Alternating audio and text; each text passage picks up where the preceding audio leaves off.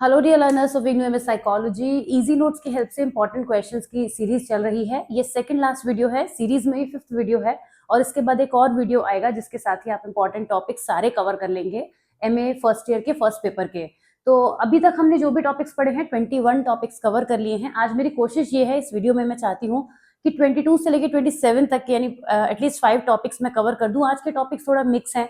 यहाँ पे एक हमारा मेमोरी का टॉपिक है जो रह गया था प्रीवियस वीडियो में। रह क्या गया था, वो वीडियो बहुत लंबा हो गया था, तो इसको कवर करेंगे और उसके बाद लैंग्वेज के टॉपिक आ जाएंगे। ठीक है, तो इस तरीके से हम आगे बढ़ेंगे और अब एंड की तरफ हम पहुंचने ही वाले हैं। चलिए बिना किसी डिले के, बिना टाइम वेस्ट करे वीडियो शुरू करते हैं, क्योंकि इस समय आपके लिए टाइम बहुत ज्यादा प्रेशियस है, आई नो दैट। तो क्रैक एंड लॉकआउट का प्रोसेसिंग का लेवल्स का ये टॉपिक है जिससे हम पढ़ेंगे और इसमें हम अंडरस्टैंड करेंगे कि किस तरह से जो मेमोरी होती है वो प्रोसेस होती है। बेसिकली लेवल्स ऑफ प्रोसेसिंग की बात की गई है। एलओपी के नाम से भी ये टॉपिक आ सकता है, डायरेक्ट आ सकता है एलओपी एक्सप्लेन करने के लिए। कभी कभी 3 मार्कर में बहुत शॉर्ट में आपको एलओपी के बारे में पूछ लिया जाता है। तो अब आपको पता ही नहीं एलओपी क्या है, तो लेवल्स ऑफ प्रोसेसिंग की बात हो रही है। ठीक है, फिर आपको इनका नाम ध्यान रखना है। अगर एलओपी से आपका पाला पड़ गया डायरेक्ट किसी भी तरीके से, तो फिर आपको ये पता होना चाहिए कि किसने दिया है। इनका नाम मेंशन करना जरूरी है। पूरा नाम ना याद रख पाए कोई प्रॉब्लम की बात नहीं है, पर एटलीस्ट इनका नाम शॉर्ट में तो याद ही रखिएगा, क्रैक एंड लॉकआउट। तो क्रैक एंड लॉकआउट ने लेवल्स ऑफ प्रोसेसिंग की थ्योरी दी थी, जिसका जो बेसिक कॉन्सेप्ट था, ये नोट्स आपके पास होंगे तो आप वहां से भी देख सकते हैं, तो स्क्रीन पे देख सकते हैं। ये एक multi store model of memory को अल्टरनेटिव कंसीडर किया गया था।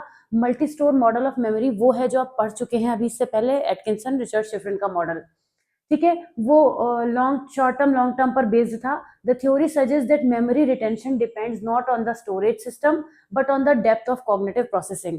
जब हम मेमोरी को स्टोर करते हैं, यहाँ से मेरी बात ध्यान से सुनिएगा, कि जब मेमोरी हमारे ब्रेन में जाके स्टोर होती है तो यहाँ पर दो बातें हैं कि एक तो हमने कितनी स्टोर करी, राइट, हमने जो उसकी सिस्टम है कि यानी शॉर्ट टर्म में स्टोर हुई है, लॉन्ग टर्म में स्टोर हुई है।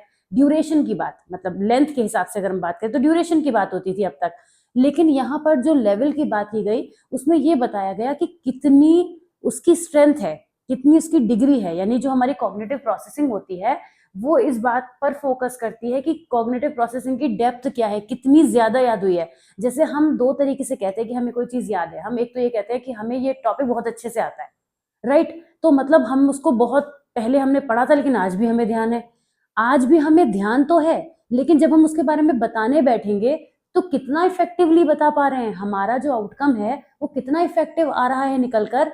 इस इफेक्टिवनेस की बात की गई थी लेवल्स ऑफ प्रोसेसिंग में। मेरे ख्याल से आपको बहुत अच्छे से समझ में आ गया होगा कि मैं किस बारे में बात करना चाह रही हूँ इस मॉडल में, कि कितने टाइम तक हमने उसको सेव करा, ड्यूरेशन में रखा, वो प्रीवियस मॉडल्स थे। लेकिन यहाँ हम बात करेंगे कि कितने अच्छे से हमने उसको रखा, कितनी क्वालिटी में वो हमारे अंदर रही, क्वांटिटी ना होकर क्वालिटी पर हम बात करेंगे। तो अब जब बात आती है तो दो तरीके की प्रोसेसिंग की मेन बात होती है, shallow processing and deep processing. ठीक है, हमेशा दो तरीके से इंफॉर्मेशन प्रोसेस हो सकती है। एक तो हमने फटाफट से, जैसे आप पढ़ रहे हैं, एक ऊपरी ऊपरी तरीके से आप नोट्स पढ़ रहे हैं, फटाफट जल्दी जल्दी भाई सब पॉइंट दिमाग में रह जाएं और हम वहां जाके अपने हिसाब से एक्सप्लेन कराएं। ठीक है, एक होता है डीप प्रोसेसिंग, जब आप साल भर पढ़ते हैं। देखिए मैंने आप ही के नोट्स का एग्जाम्पल यहाँ पे बना दिया, आप रिलेट अच्छे से कर पाएंगे, बच्चे उससे बहुत इजीली कनेक्ट करते हैं कि आपने साल भर पढ़ाई करी तो डीप प्रोसेसिंग हुई। अब आप ऊपर ऊपर से नोट्स के हेडिंग हेडिंग याद कर लिए, नाम याद कर लिए, ये कर लिया वो कर लिया, ये सब क्या है कि शैलो प्रोसेसिंग है। तो दो टाइप की प्रोसेसिंग की यहाँ पे इन्होंने बात की थी। तो इस प्रोसेसिंग की थ्योरी में केवल ये दो टाइप ही नहीं है, और चीजें भी आएंगी, पर पहले हमने इसके जो की कॉन्सेप्ट है उसमें पहला पॉइंट ले लिया on the basis of the depth, कि मतलब बात जो हमने मेमोरी में रखी है, चीज जो हमने स्टोर करना हम चाह रहे हैं, उसकी खुद की गहराई कितनी है ना, गहराई वर्ड से यहाँ पे समझेंगे। तो डेप्थ के बेसिस पर देखें तो दो तरीके से हो सकती है, एक तो शैलो प्रोसेसिंग हो सकती है, एक डीप प्रोसेसिंग हो सकती है। शैलो क्या होगी, सरफेस लेवल एनालिसिस, ऊपरी तौर पे बात को ध्यान में रखना। डीप प्रोसेसिंग होगी मीनिंगफुल एनालिसिस। अच्छा, मुझे तो शायद ये कहने की जरूरत ही नहीं है, जब हम दूसरों को इस तरीके का ज्ञान देते हैं as a teacher, as a parent, आप लोग अपने बच्चों को समझाते होंगे कि अच्छे से कॉन्सेप्ट को समझ के पढ़ो, तो आप सभी लोग डीप प्रोसेसिंग पे फोकस करते हैं। आप कभी नहीं चाहेंगे आपका बच्चा ऊपरी तरीके से पढ़ाई करके पास हो जाए, है ना। मैं बीइंग अ टीचर नहीं चाहती कि मेरे बच्चे ऊपरी तरीके से पढ़ाई करके पास हो, तो आप तो पेरेंट्स के फॉर्म में भी नहीं चाहेंगे एज ए पेरेंट। तो डीप प्रोसेसिंग क्या होती है, जब हम चीजों को गहराई से करते हैं। तो ये दो टाइप की प्रोसेसिंग होगी, ऐसे एग्जाम्पल दे रही हूँ कि माइंड में आपके आते रहेंगे एग्जाम के टाइम में।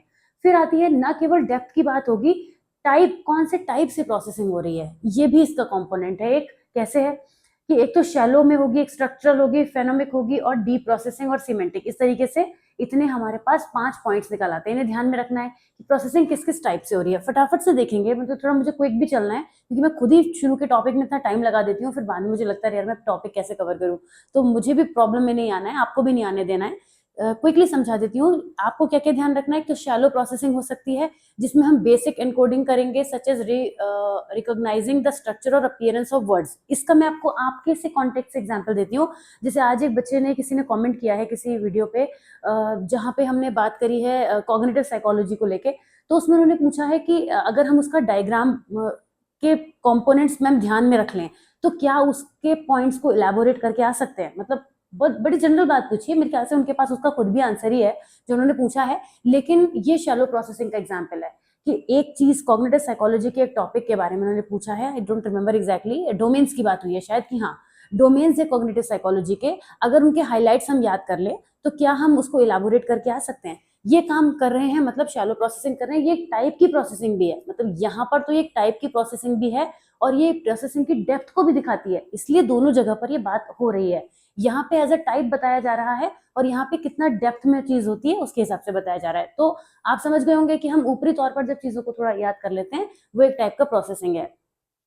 Structural processing based on how information looks, यानी कि किसी चीज के स्ट्रक्चर को ध्यान में रखने की कोशिश करना। हमने क्या किया, उस कॉग्निटिव साइकोलॉजी के डोमेन्स की पिक्चर ऐसी है, वो आपके में बनी हुई है, बीच में एक ब्लॉक है और चारों तरफ इसमें सर्किल बने हुए हैं। आप समझ रहे होंगे, आपकी इग्नू की बुक में है, शुरू का ही टॉपिक है, उसको भी आप पढ़ लीजिएगा।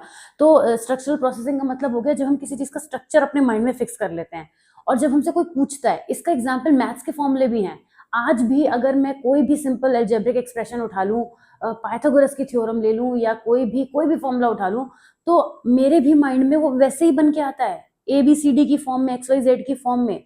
ये जिस तरीके से बताया गया था, अगर मैं पाइथागोरस थ्योरम की बात करूं तो सबसे पहले एक राइट ट्रायंगल मेरे माइंड में आ रहा है ना। तो ये क्या है, स्ट्रक्चरल प्रोसेसिंग है कि वो चीज जैसे हमारे हमारे मैथ्स वाले सर बोर्ड पे बना हर बार बनाते रहते थे, हर बार बनाते रहते थे राइट ट्रायंगल, तो वो राइट ट्रायंगल की तरह से मेरे माइंड में वो स्ट्रक्चर बन गया उसका। अब क्या होगा, उस टॉपिक की बात हो रही है तो मेरे माइंड में वो स्ट्रक्चर आएगा। तो अब प्रोसेसिंग किस तरीके से हो रही है, स्ट्रक्चर फॉर्म में। फोनेमिक प्रोसेसिंग क्या होती है, कोई किस चीज कैसे साउंड करती है, ये ज्यादातर लैंग्वेज के केसेस में होता है, लेकिन किसी भी केस में हो सकता है, ऐसा नहीं है। इन्फॉर्मेशन तो किसी भी फॉर्म में आ सकती है। कोई चीज जब हम सुनी हुई होती है हमारे पास इन्फॉर्मेशन, तो वो उसी तरीके से आती है। डीप प्रोसेसिंग फिर से आ गया, मतलब कितना हमने डेप्थ में जाके उसको इन्वॉल्व किया है, कितना इलाबोरेटिव रिहर्सल उसका किया है। सिमेंटिक में होता है processing the meaning of word, sentence और कॉन्सेप्ट। जब हम किसी चीज का प्रॉपर मीनिंग निकाल कर सकते हैं तब हम उसको कहते हैं सिमेंटिक प्रोसेसिंग। अच्छा, डीप और सिमेंटिक क्या होगी, सिमेंटिक प्रोसेसिंग डीप में हो सकती है, डीप प्रोसेसिंग का एक पार्ट हो सकती है, क्योंकि डीप में जब हम जाते हैं तो हम सिमेंटिक का यूज करते हैं। बड़ी सिंपल सी बात है ना। अब आते हैं इस एक्सपेरिमेंट में इन्होंने किया क्या था, क्रैक एंड टर्विंग का एक्सपेरिमेंट था जिसमें उन्होंने पार्टिसिपेंट्स को वर्ड्स दिए थे और उनसे कहा था कि उन्हें डिफरेंट लेवल पर परफॉर्म करके दिखाओ। तो जब डीपर लेवल पर जो रिजल्ट्स आए वो सिमेंटिक प्रोसेसिंग वाले, देखिए डीपर सिमेंटिक साथ में लिखा है ना क्योंकि यूज होगा उसका। That processing led to better recall, of course जो शैलो सरफेस लेवल की प्रोसेसिंग थी उससे बेटर रिजल्ट आए। जब इसके एग्जाम्पल तो आपके ही पास खुद बहुत होंगे, पर ये एक एक्सपेरिमेंट था जो 1975 में हुआ था। अब इस लेवल्स ऑफ प्रोसेसिंग थ्योरी के इम्प्लीकेशंस क्या हैं, यहाँ इसका एक तो एजुकेशनल एप्लीकेशन है। आपने भी देखा, मैं एग्जांपल दे रही थी आपको, एज अ पेरेंट बता रही थी आपको, मैं खुद के भी एग्जांपल एज अ टीचर यहाँ पर यूज करके बता रही थी। तो एजुकेशन इम्प्लीकेशन ऑफ कोर्स है, क्योंकि हम मेमोराइज कराने के लिए, बच्चों को तो सबसे ज्यादा मेमोराइज कराया जाता है, छोटे बच्चों को कराया जाता है, बड़े भी करते हैं, ऐसा नहीं है, बड़े बच्चे भी याद रखते हैं। आप भी क्या करने जा रहे हैं, ये सब याद ही रखने जा रहे हैं सबको, तो वहां पे जरूरत पड़ती है। इलेबोरेटिव रिहर्सल इसका इंपॉर्टेंट पार्ट इसलिए है कि जितना अच्छे से आप इलेबोरेट करेंगे उतनी ही आपकी लर्निंग स्ट्रांग हो जाएगी। इस थ्योरी की क्रिटिसिज्म भी है, जैसे कि हर थ्योरी के होते हैं वैसे इस थ्योरी के भी हैं। वेगनेस इन डिफाइनिंग लेवल, जो जब इसको डिफाइन किए गए इसके लेवल, तो ये बात नहीं बताई कि कितना डीप या कितना शैलो, मतलब डेप्थ को कुछ प्रॉपर तरीके से एक्सप्लेन नहीं किया गया। डेप्थ है तो मतलब बहुत डेप्थ है, और शैलो है तो मतलब सरफेस है। उसको कुछ उसके बीच में भी स्थितियां आ सकती हैं जिसके बारे में बात नहीं की गई, ये क्रिटिसिज्म था। Over emphasis on depth, depth को लेकर ओवर एम्फेसिस किया गया है, तो क्या मतलब, अगर डेप्थ, पहले तो डेप्थ डिफाइन नहीं है, फिर उसको ओवर एम्फेसिस भी किया गया है कि डेप्थ होनी चाहिए हमारी मेमोरी के केसेस में जब हम स्टोरेज कर रहे हैं तो, पर कितनी होनी चाहिए वो नहीं बताया गया।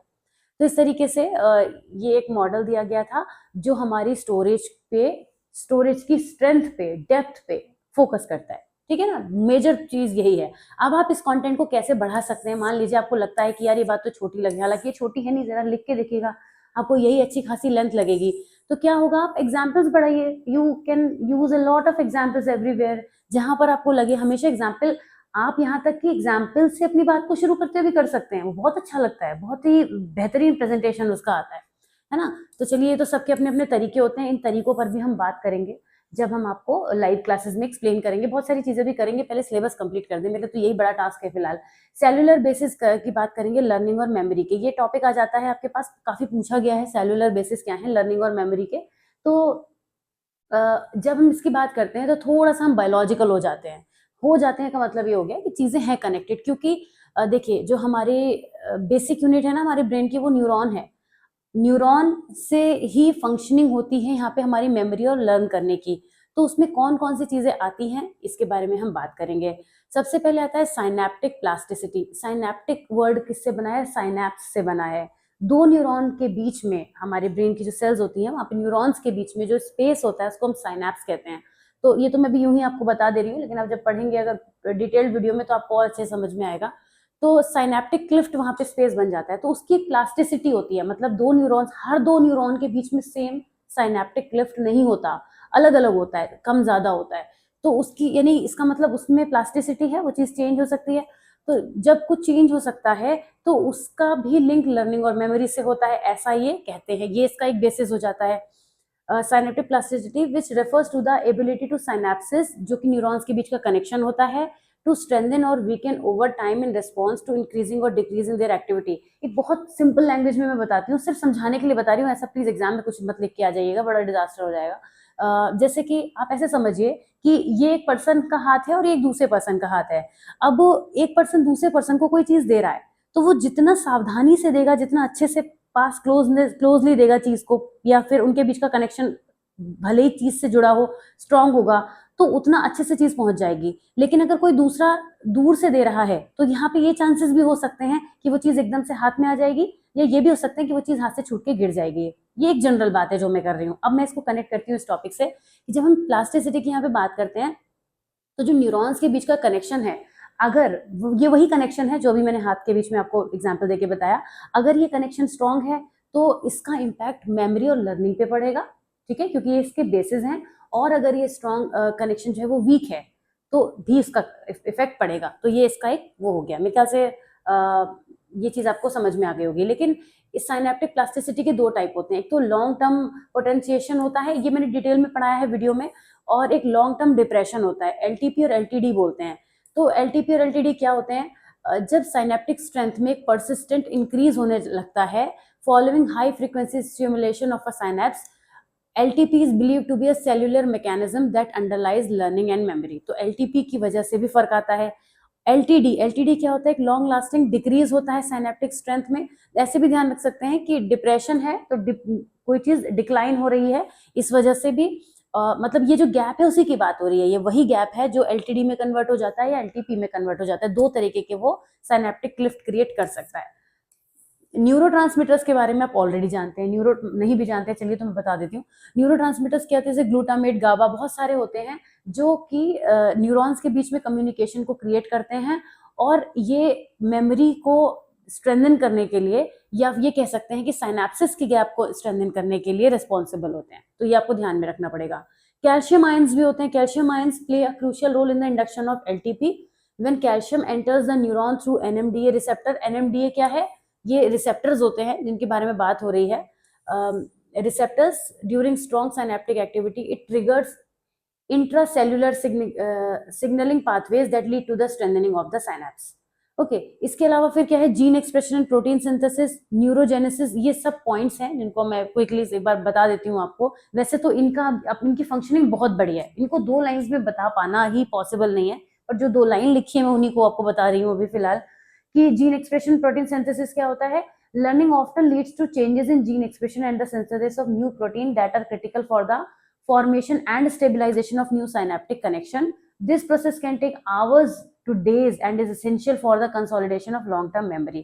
तो हमारी मेमोरी को कंसोलिडेट कराए रखने के लिए यहाँ पे जीन एक्सप्रेशन और सिंथेसिस यानी न्यू प्रोटीन का सिंथेसिस होना भी जरूरी होता है, और ये भी साइनेप्टिक कनेक्शन पर डिपेंडेंट होता है। ये इंपॉर्टेंट बात है ना। लिखा है critical for the formation and stabilization of new synaptic connections.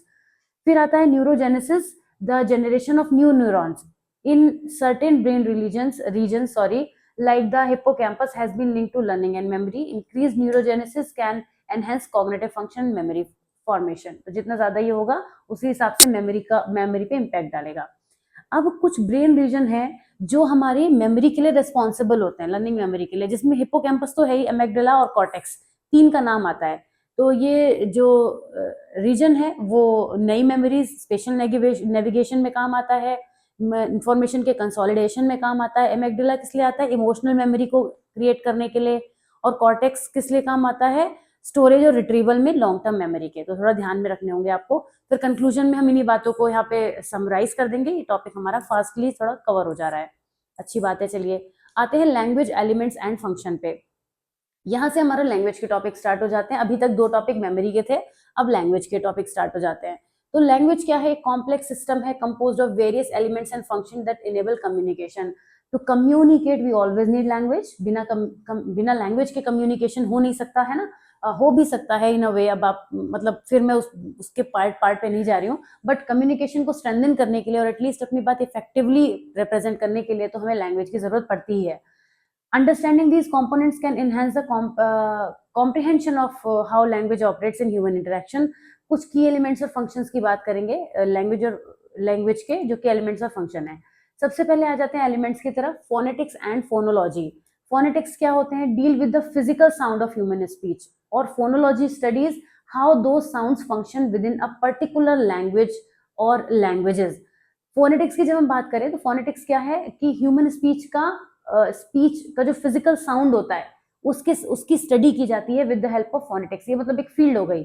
और फोनोलॉजी एक ऐसी फील्ड है जहाँ पे वो साउंड किसी पर्टिकुलर लैंग्वेज में कैसे समझे जाते हैं, इसको समझेंगे। एग्जाम्पल भी दूंगी मैं यहाँ पे आपको। जैसे जब हम का बोल रहे हैं, का for let's say we are saying का, तो का को जब हम इंग्लिश में लिखेंगे तो के और ए को यूज करेंगे, लेकिन जब हम इसे हिंदी में लिखेंगे तो इसका पूरा सीन बदल जाएगा, दोनों चीजें डिफरेंट आपको दिखने लगेंगी। ओके, तो प्रोनाउंसिएशन की हेल्प से भी हम इसको अंडरस्टैंड कर सकते हैं। आते हैं मॉर्फोलॉजी की तरफ। This involves the structure of words and the way they are formed. Morphemes are the smallest unit of meaning in a language. जैसे कि प्रीफिक्सेस, सफिक्सेस या रूट वर्ड्स जो होते हैं, वो स्ट्रक्चर जो बनाते हैं वर्ड्स का, उसको स्टडी किया जाता है थ्रू मॉर्फोलॉजी। सिंटेक्स की बात करें, जैसे इसमें हम देख सकते हैं अनहैप्पीनेस, इसमें अनहैप्पीनेस तीन चीजों से मिलकर ये वर्ड बना है, तो ये स्टडी मॉर्फोलॉजी में होती है। सिंटेक्स की बात करें तो syntax refers to the rules and principles that govern the structure of sentence. हर वर्ड को पढ़ने के लिए या स्टेटमेंट को पढ़ने के लिए कुछ रूल्स होते हैं, है ना। उस रूल्स के हिसाब से तो उसको स्टडी करते हैं।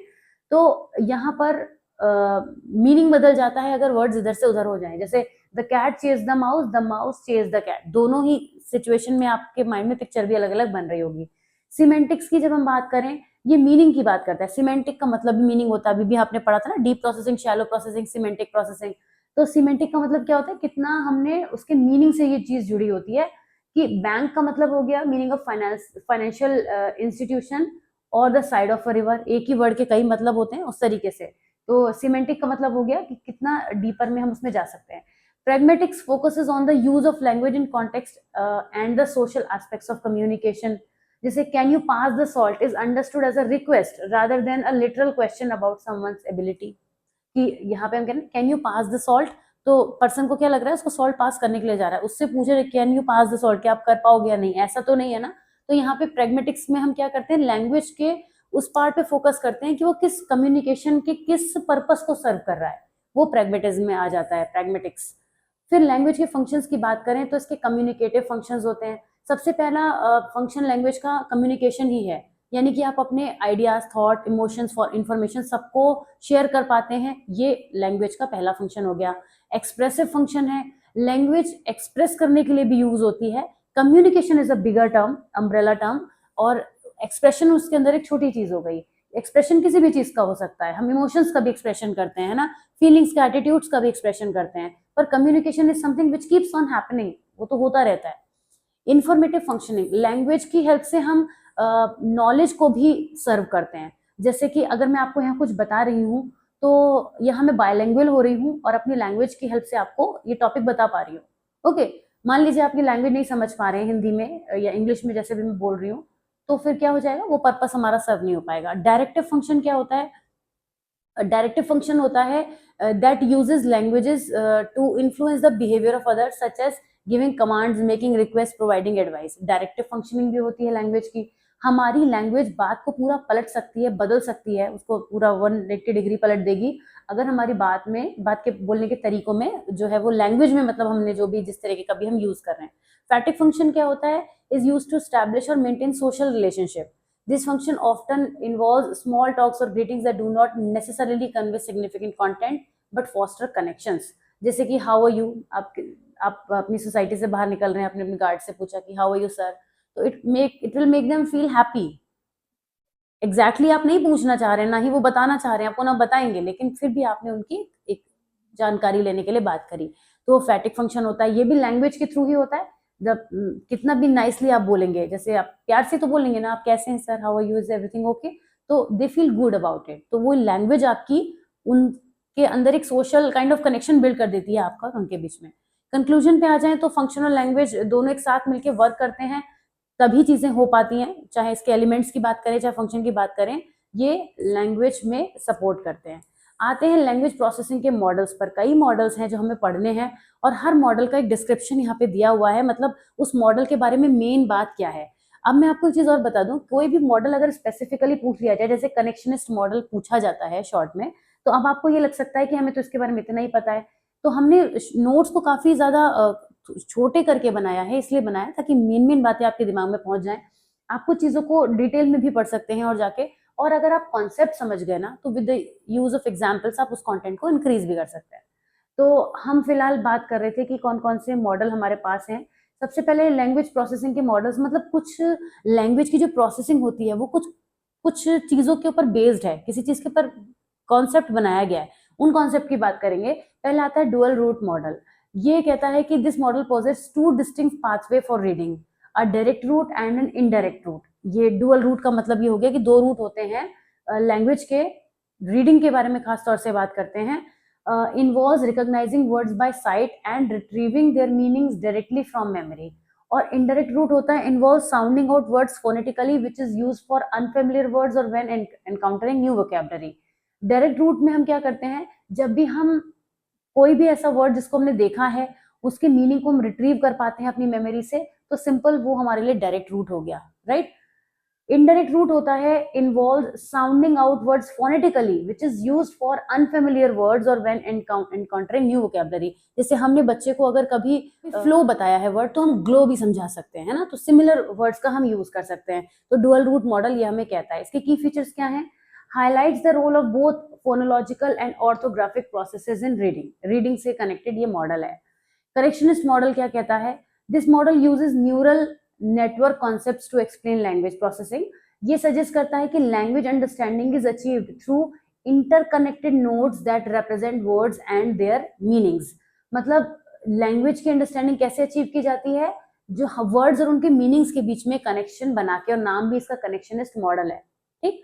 emphasizes parallel processing and the importance of connections between nodes, enabling the model to learn from exposure to language rather than relying solely on rules। ये मॉडल इस चीज पर एम्फेसिस करता है कि जो पैरेलल प्रोसेसिंग होती है, पैरेलल मतलब, पैरेलल का मतलब होता है दो चीजें जब एक साथ चलती हैं तब उन्हें पैरेलल बोलते हैं। तो पैरेलल प्रोसेसिंग का मतलब हो गया लैंग्वेज में कि जब हम किसी चीज को जान रहे हैं, नॉलेज उसकी ले रहे हैं, तो उसको अंडरस्टैंड भी कर रहे हैं, साथ साथ चीजें चल रही हैं, तब हमारी लर्निंग जो होती है वो स्टेबल भी हो जाती है। तो इस तरीके से जब हम उसको अंडरस्टैंड करते हैं, किसी भी इंफॉर्मेशन को या अपनी लैंग्वेज के थ्रू एक्सप्रेस करते हैं, तो केवल रूल्स पे ना चल के उसकी अंडरस्टैंडिंग पर भी हम चल सकते हैं। इंटरैक्टिव एक्टिवेशन मॉडल, इसका डिस्क्रिप्शन ये है कि मॉडल ये कहता है कि language processing involves the simultaneous activation of multiple level of information including phonological, orthographic and semantic information. कि जो लैंग्वेज की प्रोसेसिंग होती है वो कुछ, उसमें कोई एक चीज नहीं चलती, कई चीजें साथ में चलती हैं। मतलब activation of multiple level of information, multiple information हम एक साथ रिसीव कर सकते हैं और उनको मल्टीपल वे में भी रिसीव कर सकते हैं और प्रोसेस भी कर सकते हैं। बेसिकली बात तो लैंग्वेज प्रोसेसिंग की ही हो रही है। रिसीव तो हम बहुत कुछ कर सकते हैं एक साथ में, लेकिन उसको उसकी प्रोसेसिंग में भी कई सारे जो चीजें होती हैं, कई सारे मल्टीपल लेवल चलते हैं।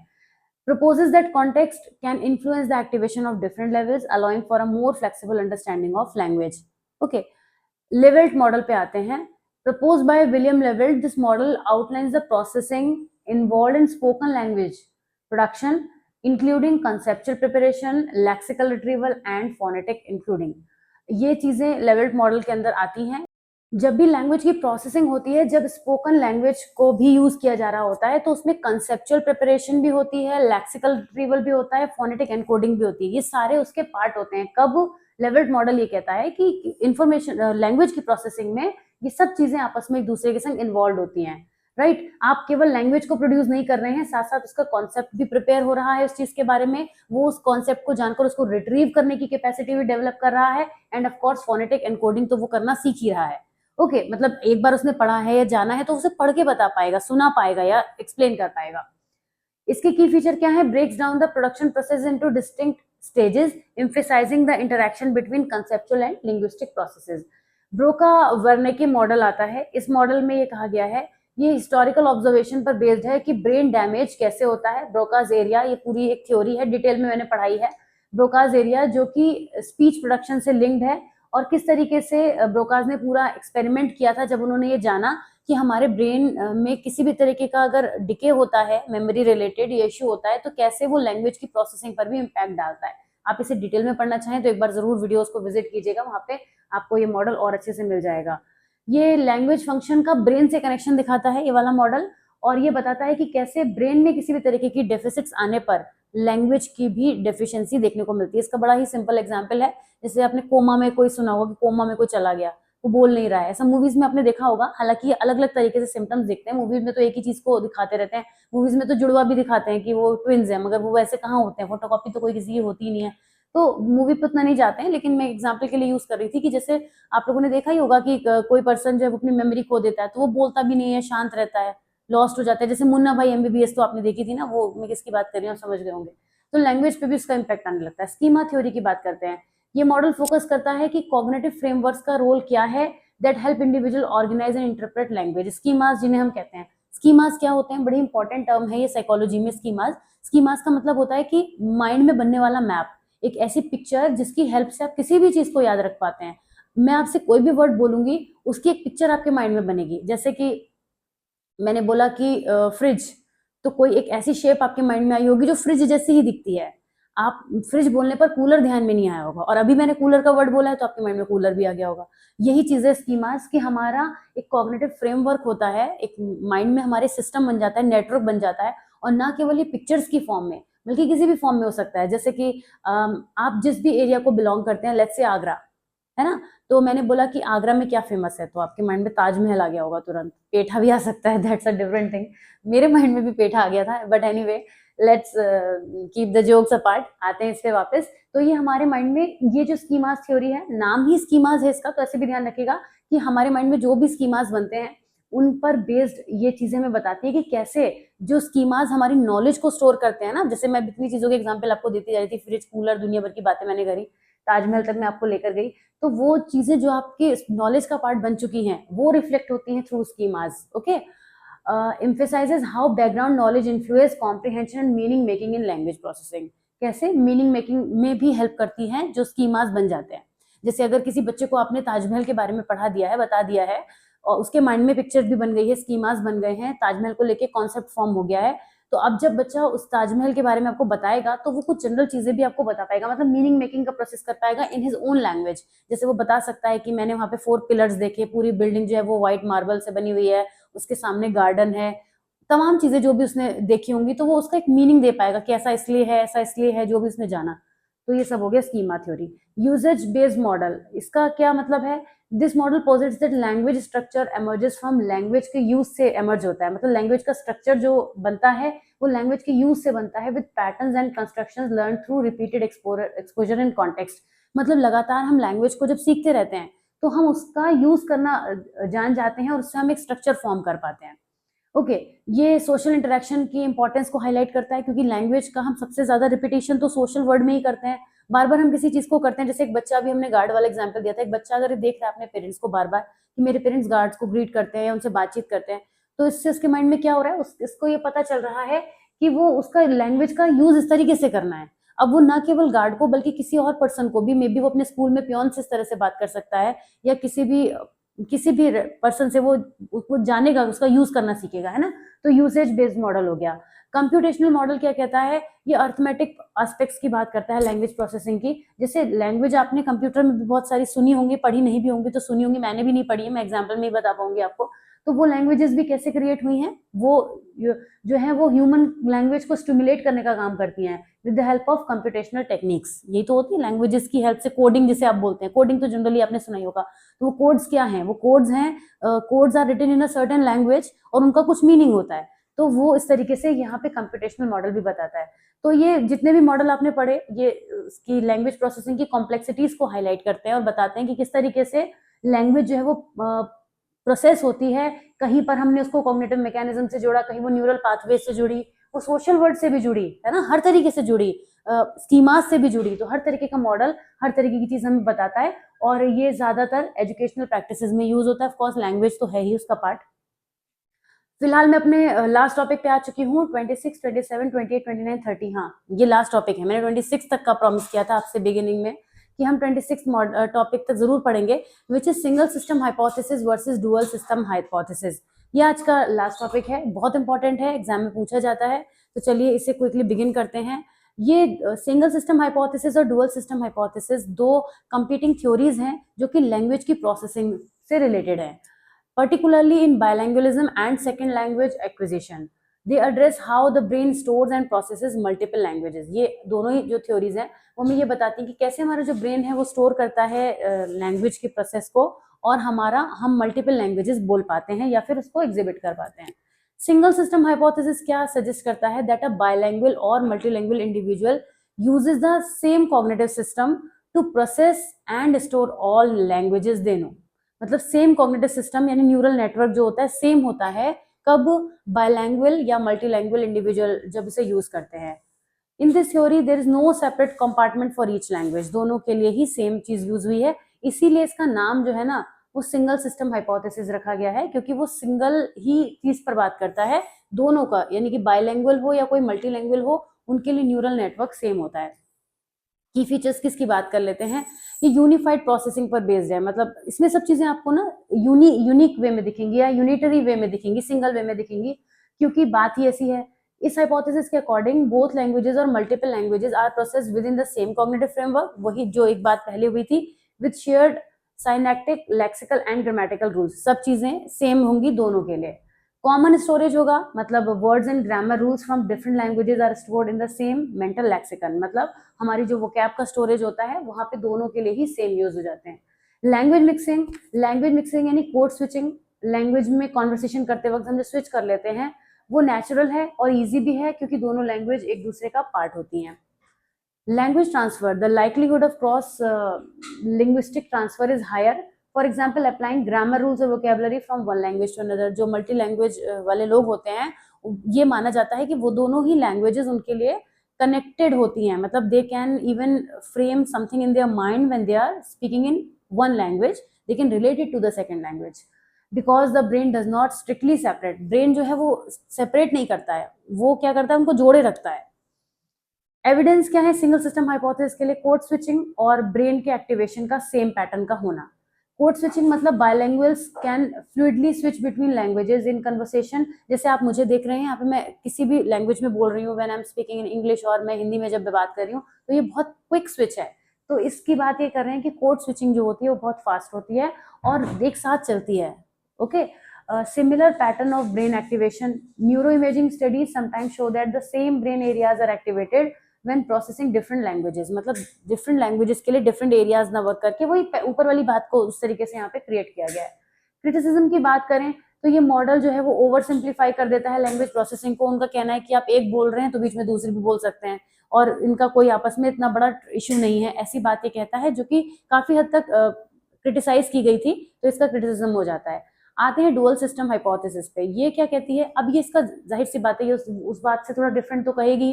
तो डुअल सिस्टम हाइपोथेसिस ये कहता है कि हर language a person knows is processed and stored in separate system within the brain.